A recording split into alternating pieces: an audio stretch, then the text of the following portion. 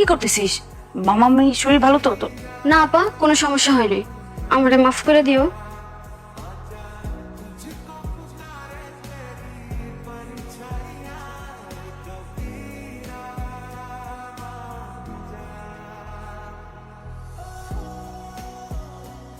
আরশি, কি করছিস সেটা তুই? কতবার বুঝায় বলছি না? কি বলছিস আর কি করলি? মাহিন, মাহিন তুমি এখান থেকে চলে যাও। কেন করছো এমন? এখন এগুলো কথা বলার সময় নেই, তুমি যাও এখান থেকে, যাও। ঠিক আছে, থাকো।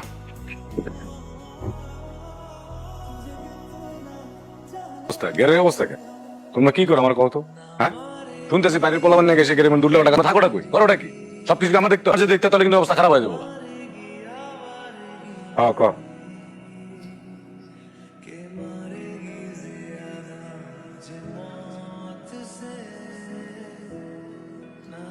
কি হইতেছে এসব?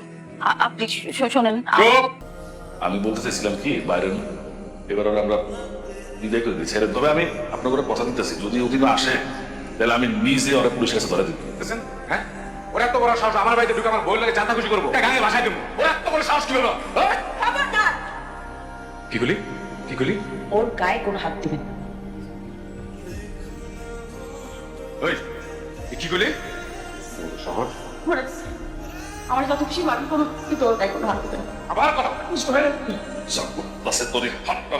আমি বাজারে নিয়ে তুলে রাখি, এলাকার সমস্ত পুরুষ মানুষ দেখে আর ভয় পায়, সেদিন পড়বেন না তো লাগে। আপনি শোনেন না থেকে দেখি আমার গা হাত তুলতেছে কিছু।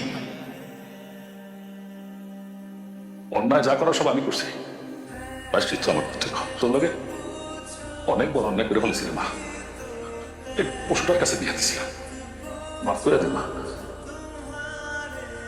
আমি শুনছি এতদিন তোরে অত্যাচার করে, কিন্তু আজকে নিজের চোখে যখন দেখলাম তোরে আর এই বাড়িতে আমি রাখবো না।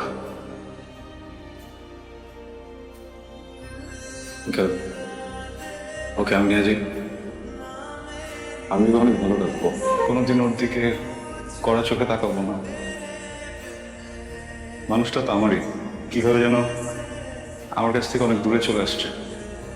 আপনি ওকে আরো 100টা দিয়ে দেন, আমি তখন ওকে এভাবেই ভালোবাসবো। ঠিক আছে, এত যখন ওরা ভালোবাসো, যদি ওরা সুখে রাখতে পারে তাহলে